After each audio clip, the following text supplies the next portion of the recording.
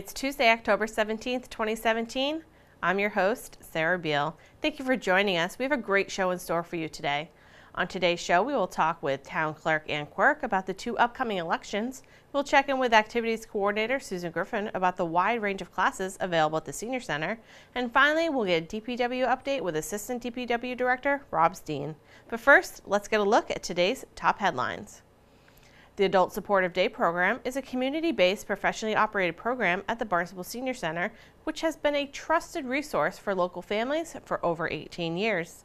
The Adult Supportive Day program provides a safe, comfortable, and welcoming environment to elders and seniors who cannot or wish not to stay home alone during the day. If you are a caregiver in need of respite or a senior who may benefit from the Adult Supportive Day program, please call 508-862-4765 to schedule a tour and receive a free trial day. The Recreation Division is teaming up with the American Red Cross to offer a 1-day first aid, CPR, and AED certification course. The course will take place on Saturday, November 11th from 9 a.m. to 3 p.m. The certificate received for completing the course will be good for 2 years. The cost is $75 for residents and $150 for non-residents. Space is limited, so sign up now by going online to the HYCC website, or you can do so right at the HYCC. The Centerville, Osterville, Martians Mills Fire Department offers a free senior home safety program for residents 65 years of age or older. Fire personnel will come to your home to ensure that it is safe and will help install smoke and carbon monoxide detectors, change batteries and alarms, install house numbers, and many more important general fire safety services. Please call the CALM Fire Prevention Office at 508-790-2375, extension 1 to set up an appointment today. Up next, we will chat with Town Clerk Ann Quirk about the 2 upcoming elections. Ann, thank you so much for joining us today. We have 2 elections coming up, so we want to make sure the residents in the town of Barnstable are fully aware of what's going on. So first up is the vote on October 24th, so let's talk about that. Okay, so that one is for Cape Cod Regional Technical High School. They want to build a new building, which they desperately need. And the cost to us is listed right in the actual question on the ballot, and that's all that ballot is for, is are we going to support them for a school or are we not? And that vote is for 12 towns. So Barnstable is just one of 12 other communities that are going to be voting on the same day, and it is a cumulative number. So all of us will be posting our results that evening, and as they put it all together down at Cape Cod Regional Technical High School, they'll know if they're going to get the building or not. Okay. And that vote doesn't start until noontime. It's different from our normal elections. Yeah, no early birds that day. No early birds. Starts at noon and it ends at 8, and you have to fit it into that time or come into our office before Monday at noontime so that you can actually have an absentee ballot. Monday? The day before? Yes, the day 23rd? Before, the 23rd. Okay. So if you want to do an absentee ballot, because you can't get there on Tuesday the 24th from 12 to 8, you can come to the clerk's office here at Town Hall and do an absentee ballot, but only until noon on the 23rd. You can come in before that, obviously, yes. But noon the 23rd is the last time that you can come in and do an absentee ballot. Absolutely, and we actually lock the door at that point, and close everything down so that we can make sure we have everything all set to go to the polls the next day. Yep. So we close at noon for about an hour so that we can go over everything that we need to have and make sure everything is set to go the next day to each of the locations. Yeah, and everyone will vote in their normal polling location. Absolutely. You'll just be voting between 12 p.m. and 8 p.m. Yes, that's the biggest change right there. There'll probably still be a few people who show up early to vote, but trying to let people know between 12 and 8 on the 24th, those are the voting hours. Everyone in the 12 towns is voting at the same time between 12 p.m. and 8 p.m. Correct, and that's how it has to go. Yep, everyone has to do it the same exact way. Correct. Okay, so the next election after that is the town election. That's on November 7th. Yes. Yes, so let's talk about that one. Tuesday, November 7th is our election day. As you know, every other year we have a town election. And this year on the ballot are school committee members, Housing Authority members, and in all the this is in the odd numbered districts or odd numbered precincts, myself as well, and we will have 2 questions on that ballot. In the even numbered precincts, you're also going to have to vote for your town council. Yep. So in some of the cases, there is a definite contest going on, and you need to go out and cast your ballot for that person that you want to represent you in your precinct. Yes. But everyone is going to have school committee, housing authority, and myself on there. And then also, you're going to have 2 questions there on the ballot. And we have Will Crocker to thank for getting one of them on the ballot for us, because he actually supported the charter question going through the House and Senate and finally to the desk of the governor to sign off on it. So it has made it on our ballot for this year. And so there are 2 questions, and one is a non-binding question. It has to do with Pilgrim nuclear power plant, and it's a very technical thing. And I look it up, do some research on it. It's actually up on the website. Perfect. So everybody can see it. That the 2 questions and throughout the town votes are up there. Individually, to put up every other precinct, so to put up a ballot for precincts 2, 4, 6, 8, 10, and 12, it would get so cumbersome that we just wrote a list of everyone that's running, all the different candidates. So that kind of makes it easier for people. So you can just go on the website, go under the town clerk, under election information, and you can find all of the information you need, the questions, who's running, all that stuff. And like you said, it's 2, 4, 6, 8, 10, and 12. Have town councilors that you're gonna have to vote for either a new town councilor or existing, or some are running against somebody, some are running unopposed. So and one Fred Chirigotis from Precinct 4 has termed out. So there are 2 new people running. So you really need to come out and cast your ballot. Let's see. Oh, so those. Okay, go ahead. Before I forget, sorry. No, it's fine. Before I forget. 20 days before any election, we have a close of voting registration. So the close of voting registration has already happened for the October 24th vote. Correct. But we're in that right now, in that same cycle for the November 7th vote. Right. So the last day anyone can register to vote in the town of Barnstable, or change their address, or whatever they want to do in the town of Barnstable, is the 18th of October. And we will be open until 8 p.m. to take care of voter registration.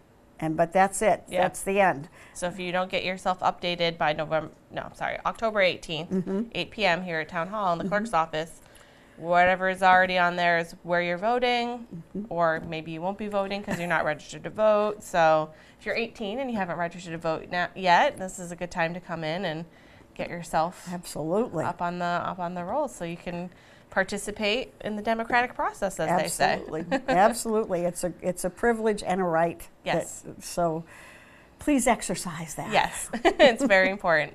So just to recap, we have the vote on October 24th for the Cape Tech School. That will be from noon to 8. And then the second vote we have is on November 7th. It's a regular town election. Polls will be open 7:30 to...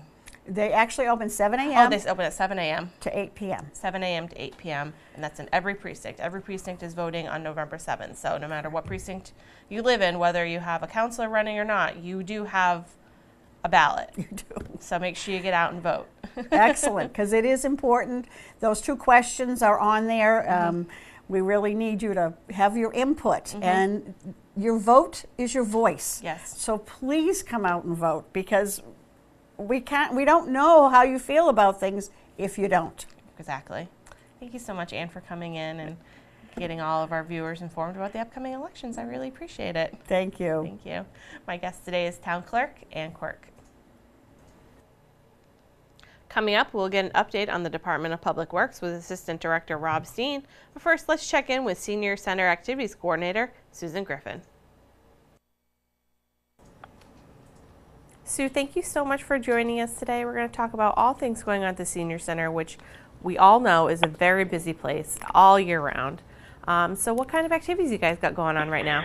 Well, good talking to you, Sarah. We have a few things coming up. As you said, we have lots going on a regular basis. We have many clubs that meet here and groups, and they have lots of fun. So we encourage people to take a look at our compass and see what's going on, or just stop in, and we'll be happy to give people a tour.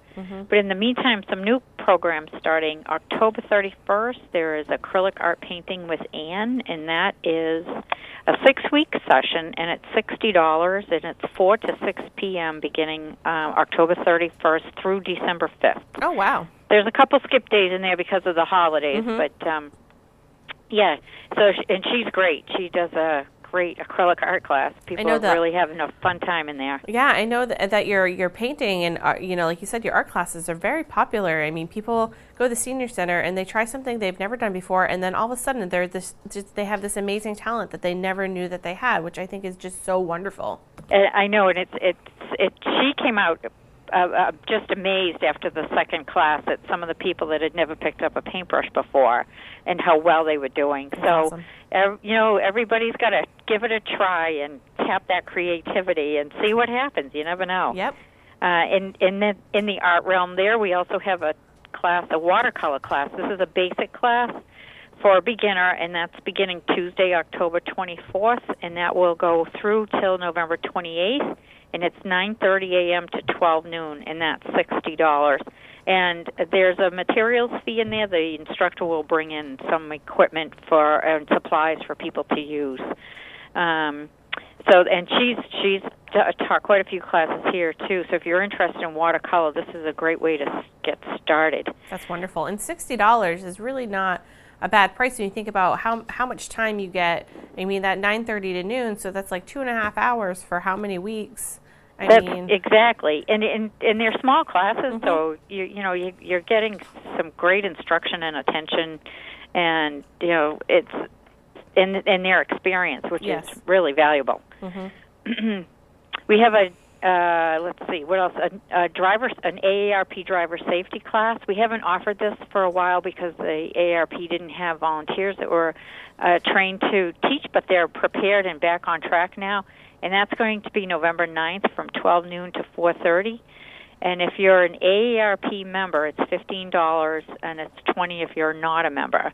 And they talk about, how cars have all changed now, traffic rules are changing, driving conditions on the roads, and how to stay safe for yourself and for other people out there on the road as well. Yeah. So it's good to be updated on all the current rules and learn a few defensive driving techniques. So that's a really popular program. So we're happy to have that back. That's such a great idea to just kind of remind people what some of the rules are. Maybe some things have changed since they originally got their licenses, Oh, so true. Yeah, and how different cars are now. I know there's a lot of, a lot more electric vehicles now that make no sound. That's right. I mean, I think that's a big one right there. I mean, we used to have a Prius here, and I would drive it, and there'd be people like, they couldn't hear me because it was such a quiet car. And then all of a sudden they'd be like, oh, my God, there's a car behind me. I had no idea. I'm sorry. I didn't know you were there. And so, yeah, it's something that people, I think that's great to offer those people that have been driving for a really long time to get an update on some things that maybe they weren't aware of. Yeah, and it's really important to learn that, learn about all of those new programs that they have. And AARP has been so supportive. They do some fabulous programs here at the Senior Center. And moving on to exercise and then health and wellness, we have many exercise classes. We have 3 or 4 yoga classes and Zumba class, and we have line dancing and country line dancing.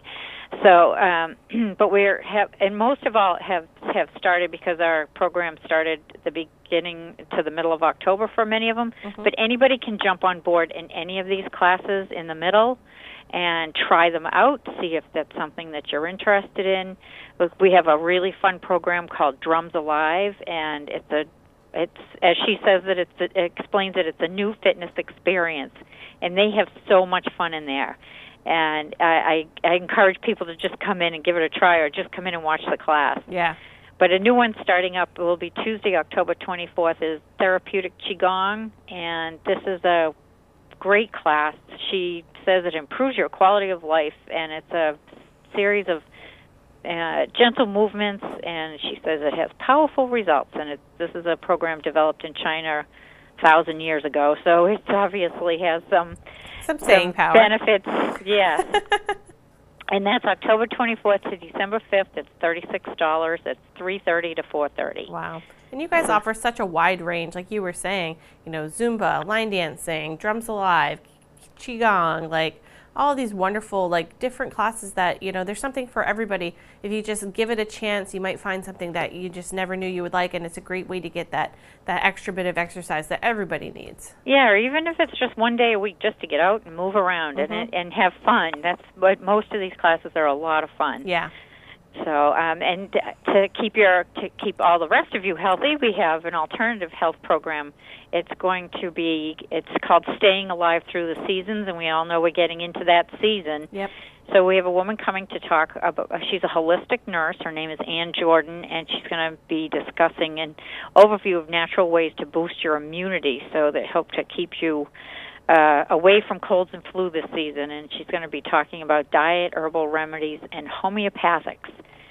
And then to relax and settle down and just take a little break from everything going on out there. On Wednesday, October 18th, we have the Healing Sounds, and it's the crystal bowls. I'm not sure if you've ever experienced this, but it's a great way to just sit back, relax, listen to this beautiful music, and meditate. And it's she's hoping to create a balance in your body. Wow. It's people just love this program. It's only a $3 fee, and it's October 18th, and that's from 2 to 3 p.m. Wow. It sounds relaxing just listening to, like, I've heard bowl music play, and it's, at first you're like, well, I don't know what that is, but once you hear it, it's like, it's so soothing. It is. It's very centering. So I think that's so great. Hopefully you get a lot of people that take part in that. I know we do. We get it. We have a great group of people, and they come back each.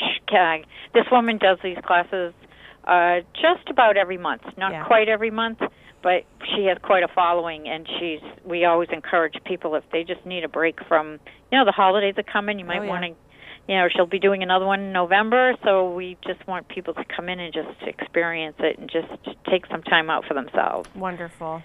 And then we have a hearing program. If anyone has tinnitus out there, we have Nancy Duncan that will be coming in to talk about tinnitus and hearing loss, and that's October 26th at 1:30, and that's free, but we do ask people to pre-register, which is really important. And then we have the Royal Health Group rehabilitationists coming in, and they're going to be talking about surgery, and if you're going to be having hip surgery or shoulder or ankle or knee, they'll be here to answer your questions. So it's always great to get some feedback from the experts, and that's October 26th at 10 a.m. Wonderful. Yeah, so lots going on. There's much more on in the newsletter, so we hope to draw people to the town website and go into the Barnstable Senior Center logo, and you'll find out all the information of what's going on here. And you can pick up a senior compass at libraries, at the senior center, here at Town Hall. Just look for a senior compass, and you'll get all the information you need. Thank you so much, Susan, for joining us today. I really appreciate it. Thank you, Sarah. Have a great day. You too. Thank you. Bye-bye. Bye. My guest today is Susan Griffin. She's the Activities Coordinator in the Senior Services Department.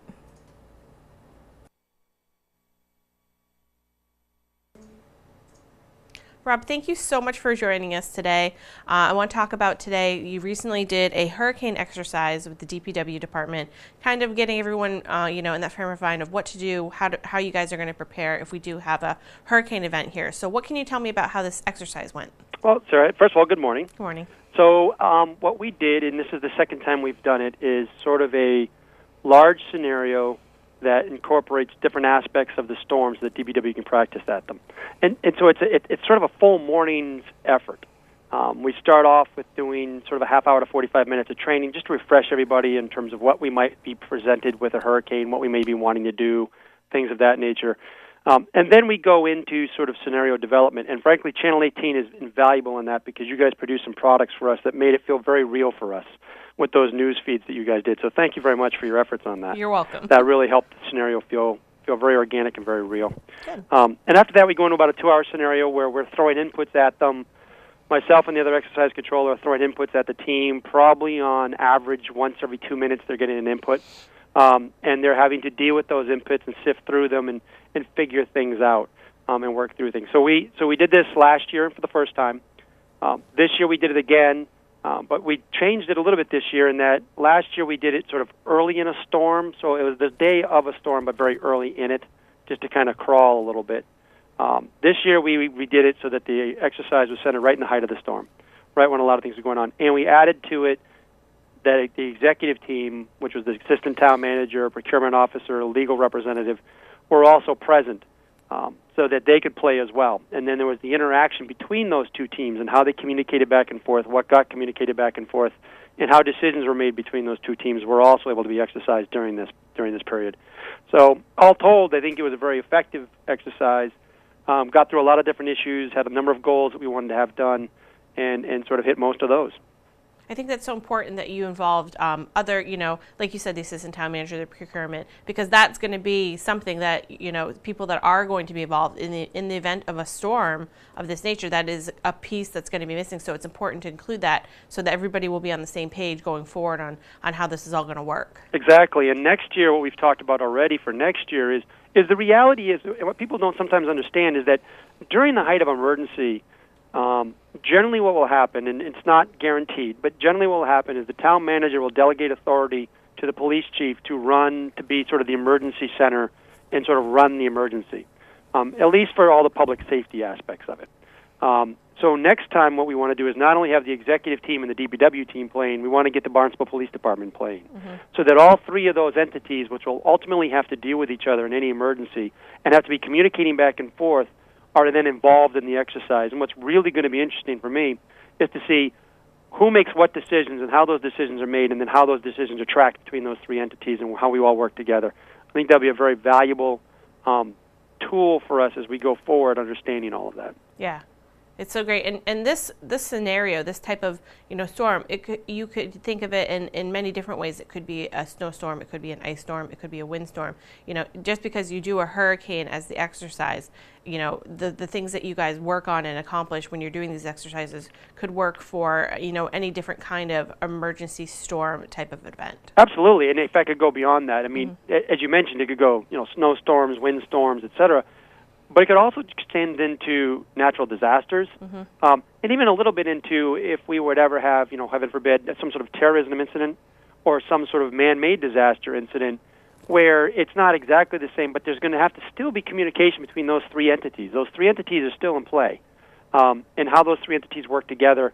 Lessons learned during these types of exercises will be translated to that, I promise you. Did you get any feedback from the employees that took place in this exercise on, what they got out of it, and what maybe things that they thought about differently? Yeah, one of the things we talk about at the beginning of this during the training session is part of what we're trying to establish in these, and part of what we're trying to become to understand is what don't we know. There's lots of things you just don't know until you get into it, and the more of those we can tease out ahead of time, so that we could anticipate certain things, and maybe even before a storm ever comes up the coast, have things in place to deal with those issues, the better we are. So, for instance, in this storm, we were right at the high end of a Cat 2, low Cat 3. We had, at the height of this thing, we had 90-mile-an-hour sustained winds, 100, 110-mile-an-hour gusts, and 6 to 8 inches of rain plus a 10-foot storm surge that happened to correspond exactly with high tide. So we had a lot of flooding. And we had a lot of people, if you look at our town and start looking at flood inundation mapping, that were isolated and cut off from the mainland, so to speak.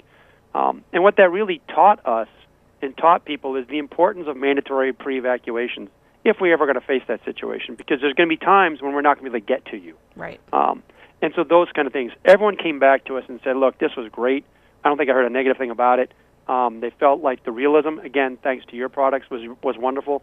And it was fun to watch them do it, because you looked in at those two rooms, one with the executive team, another room with the DPW team, and they were all very engaged. They were playing it like it was real, just absolutely up to their elbows in it and going hard. And it was good to see, and good to see people getting that into it. That's excellent. And like you said, with the flooding, I mean, that's a real issue that could take place here, like they had down south in Houston and in Florida with the flooding issues. I mean, that is the reality here on Cape Cod. We are basically an island sticking out into the Atlantic Ocean. So that's a real situation that we could have here. And hopefully our residents will understand that, if an area in the town is ordered to evacuate, I hope they will heed those warnings and take them seriously, because, we don't want anyone to be, trapped or hurt or anything happening to them because, they didn't, it's always better to be safe than sorry. Absolutely. And the other thing that came out of this, too, is, as you saw, if you paid attention to Emily and Irma and the other storms that were happening, was there was a limit in terms of a safe mile per hour speed in which my crews or our crews could actually be out and working. And so the scenario was written in such a way that, the flooding happened at absolutely the worst time, and the winds were at absolutely the worst time, and we're obviously doing that on purpose, but it brought home the point that there's going to be a point in time when you may be isolated because of flooding, or you may be isolated because we just can't get out. Right. And no one is moving at 90-mile-an-hour wind. No. The bridges are closed onto the Cape, and nobody is moving. And so the importance of preparation and the importance of making sure people are where they want to be and stabilized there and are in safe places, knowing that nothing is going to be moving at certain stages of the storm, was absolutely key. Well, it sounds like it was a great exercise and everyone got a lot out of it. Is there anything else you want to let our viewers know about this exercise that you guys did? No, just, we're working hard to try to make sure that we're prepared. But as like anything, you can only do so much in an exercise environment, and I'm sure there are things that will come up in the real world that we've never anticipated and that will cause us to stumble. But we are at least doing what we can do, and at least what we can anticipate doing, to try to make sure that we are as mentally and physically prepared as possible if we ever do get one of these. Wonderful. Thank you so much, Rob, for joining us today and letting us know about how the exercise went and the importance behind what it is that you guys do. Sarah, it's always a pleasure speaking with you. Thank you. Have a great day. Thanks, you too. Take care. Bye. Bye. My guest today was Assistant DPW Director Rob Steen. Now let's get a look at our community calendar. Open Streets is returning this weekend to Hyannis, the car-free event that opens up Main Street for people of all ages and abilities to get some fresh air, enjoy healthy activities, experience great music and dance, and discover what our local businesses have to offer. We'll celebrate the harvest season this Sunday, October 22nd, from noon to 5 p.m. The Barnstable Recreation Department will join in the fun, and games at the Kids Zone on the Village Green and a kids bike rodeo will be featured outside the JFK Hyannis Museum. There will be a pumpkin party with professional carver demonstrating his art and opportunities for youngsters to decorate their own. Costumes are encouraged and all are invited to join the March of the Horribles. For more information, please visit www.hyannisopenstreets.com. Now let's take a look at this week's board, committee, and commission schedule.